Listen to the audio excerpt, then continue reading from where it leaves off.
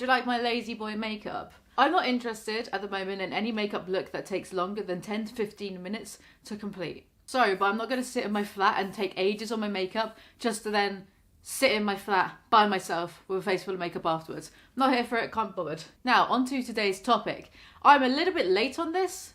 2 weeks, 3 weeks, a month. I don't know how long it's been since Lilly Singh has had her TV show out, but I am not even going to touch what Trisha Paytas is currently on. So we're going to do this for today's video. Good Lord, what is happening in there? So admittedly, I saw a few channels talking about Lilly Singh's show because it went completely over my radar. I had no idea this was even a thing. But then I saw Derek, some black guy, do a video on it, and I have to check it out for myself. I haven't watched the clips of her show in their entirety, only seeing what other people have been commentating upon.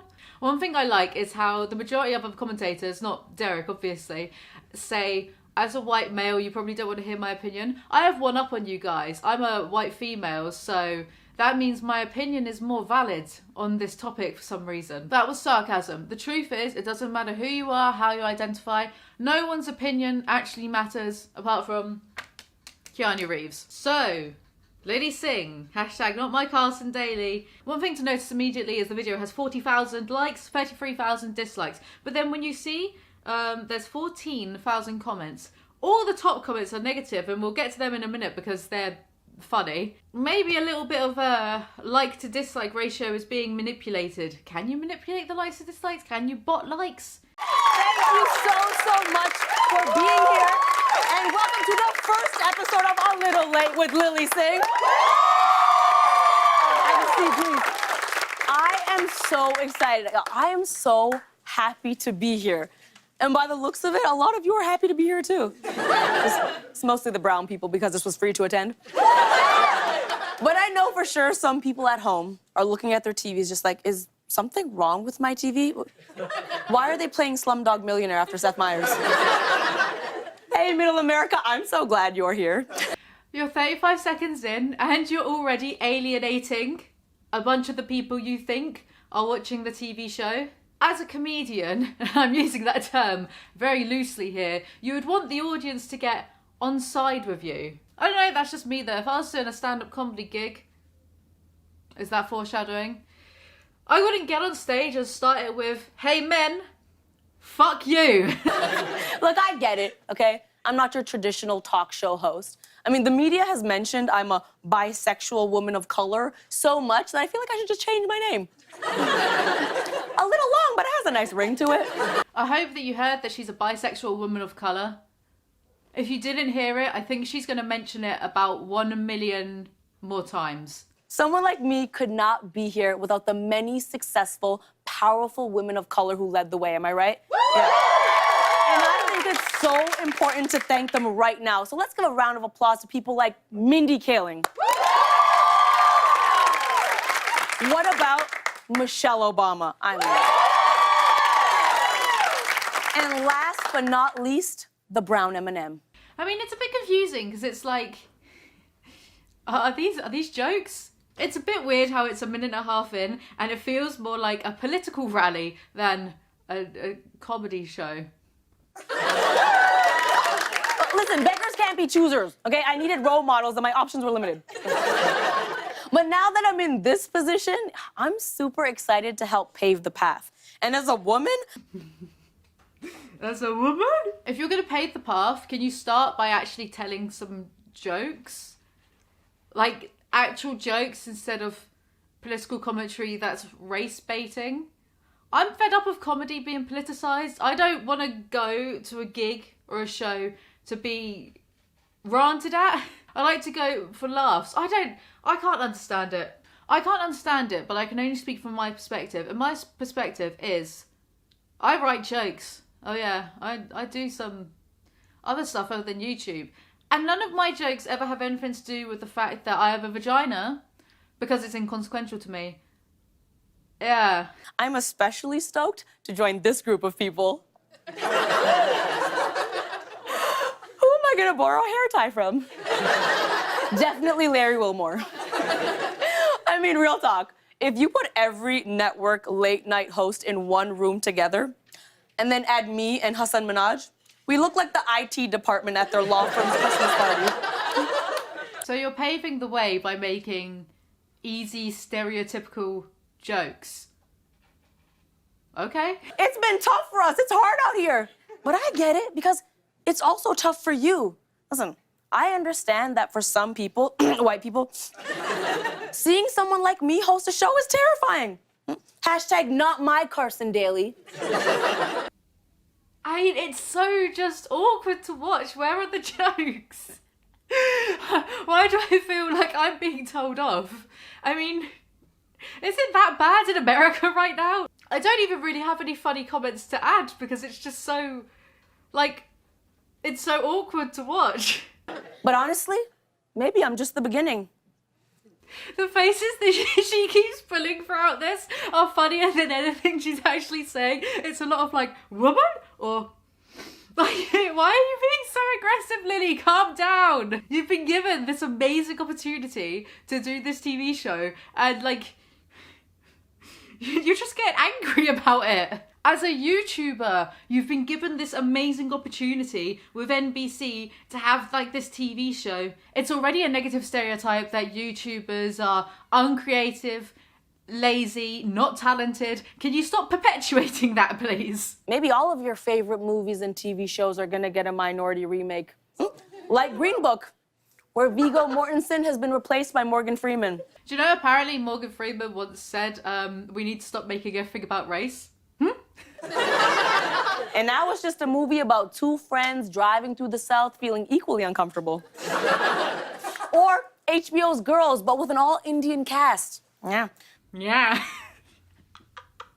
I'm a little annoyed right now that Lily is just wasting this opportunity. You could have made this so much funnier and good if you just left behind the whole, I have a vagina, I want a race bait thing. Like, is your ultimate selling point the fact that you have a vagina? Because it's not mine. One of my rats was scratching himself and then he fell down backwards.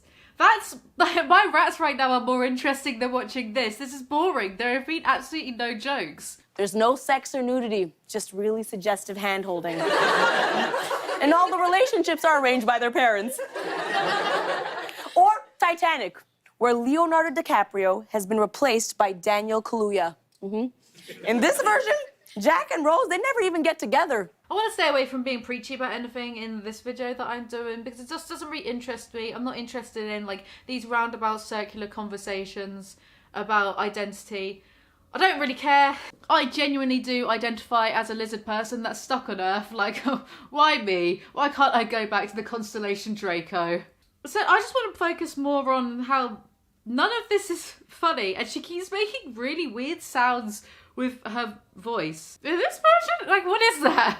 What are you doing? Dogs will be able to hear you soon. In this version, Jack and Rose, they never even get together because Daniel knows better than to hook up with some rich white lady. He swims away on his floating door and lives for another 70 years. But in all seriousness, maybe I shouldn't be joking about this because, I mean, one of the biggest fears of white America is that minorities are coming to take their jobs, you know what I mean? And honestly, we are. I think someone else mentioned this in one of their videos, so forgive me if I'm being repetitive or if you've seen a similar video on this topic, but isn't it weird how, like, there's not that much laughter? The laughter itself sounds like it's a laugh track. There's just a lot of cheering going on, and I know the stereotype that Americans love cheering. They clap when the plane lands. What is that? And I do know that I went to LA once when I was younger, and in the cinema, like, we were watching some, like, documentary that Skrillex did for whatever reason, and when they said jokes on the screen that were funny, the Americans, well, they laughed, but then they would clap as well. As a British person, like, I mean, that's hilarious to me, but other British people would probably find that incredibly uncomfortable and awkward. So I know it's a bit of a stereotype that Americans love to clap and cheer and whoop at everything, but it's weird that there's more whooping and cheering than actual laughter because this is meant to be a comedy thing. It just sounds like a weird political rally from 2016. We've got a big show for you tonight. I promise we're gonna have the best time ever, or my name isn't bisexual woman of color. See, told you. At the very least, I can say her suit looks lovely. That's literally it. That's all I can say about that. So the top comments. I think she's bringing people together. We are all agreeing that this is horrific. Is this a talk show or just an anti-white rally? Racism. Lilly acting oppressed when she's more privileged than most. She is a millionaire, I think, right? I'm more than just a bisexual woman of colour. Rest of the episode is just her talking about being a bisexual woman of colour. As a brown woman, I'm not looking for a brown woman talk show host. I'm looking for someone that makes me laugh. Summary. I'm a bisexual woman of colour. Audience screeches and fake laughter. What's her gender and sexuality again? I think I forgot. The comments here actually gave me hope for humanity. So glad I'm not the only one who found this cringy. Oh, and guess what? I'm a black man. People like this try to make white people feel bad about simply existing, then turn around and complain about why there's a rift between races. Yeah, because you're trying so hard to make one. Every joke just sounds passive-aggressive. She has quite some nerve talking about white privilege when she was given this job based solely on her race and sexuality. Yet this shows that she has zero self-awareness because she never once joked about her own privilege for getting this show without truly having to work for it. So Dave Chappelle is no longer funny, but this is the new age of woke comedy, hard pass. You know, jokes are funny when the audience cheers at them rather than laughs, see? She also did this rap song that I'm not gonna sit through and watch that video again. It's like reverse Oreo. Thank you. So, Lily, for your first episode, we're thinking you enter in a nice gray suit. Gray? Well, I prefer something a little more colorful, obviously. Hello, my name is Lily, and I ain't a white man. My skin got some color, and it ain't a spray tan. But the best part of the entire rap song was when she kicks this guy in the face and he somersaults backwards from the force of the kick, like, you know, like a backflip. Now, America, this is you, but I'm your late night host. This used to be a boys' club, but I'm knocking down the doors. Lily, I think comedy is wasted on you. I think you should be a martial arts teacher instead.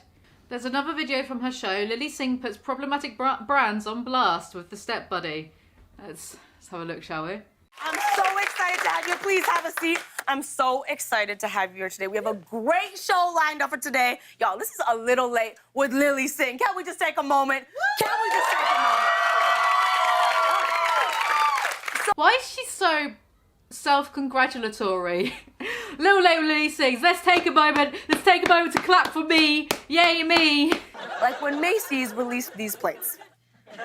Now, obviously, these plates are whack because they encourage eating disorders. But at the same time, skinny jeans, favorite jeans, mom jeans, sounds like a dope Genuine song. You know what I'm saying?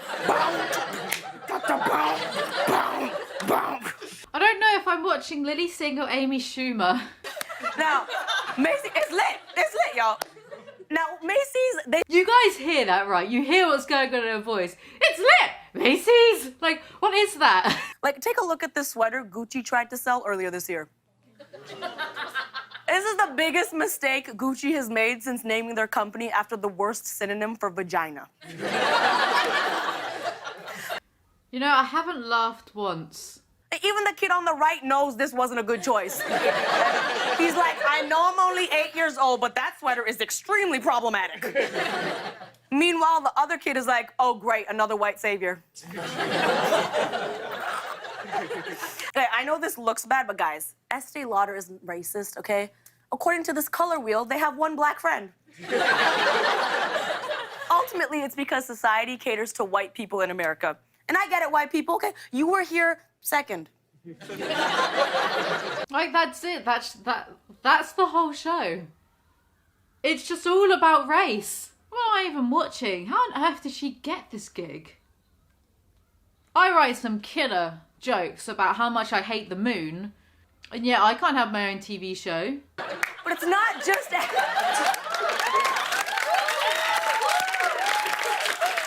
Yo, your host is a woman of color. Okay, get ready for this. I'm gonna stop it there just because I'm fucking bored more than anything. I'm not offended. It doesn't bother me. Like, I'm British. Why am I gonna get offended on behalf of, you know, Americans? Like, no. If you're gonna make your whole show or set about how you're a bisexual woman of colour, can you at least actually be funny about it? Can you at least actually make some jokes? None of these jokes had punchlines. They were just like angry observations.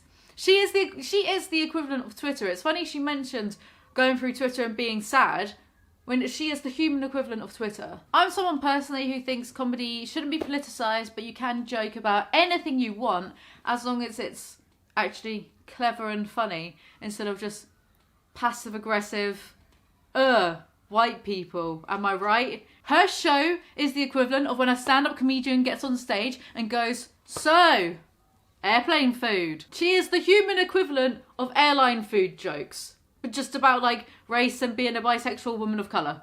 Anyway, that's all for this video. Thank you so much for watching. I hope you didn't die of cringe. Lilly Singh, you're never going to watch this video, but just learn how to write a joke, right? Set up punchline. It's not too difficult. Once you get in the flow of it, maybe you could actually be funny again.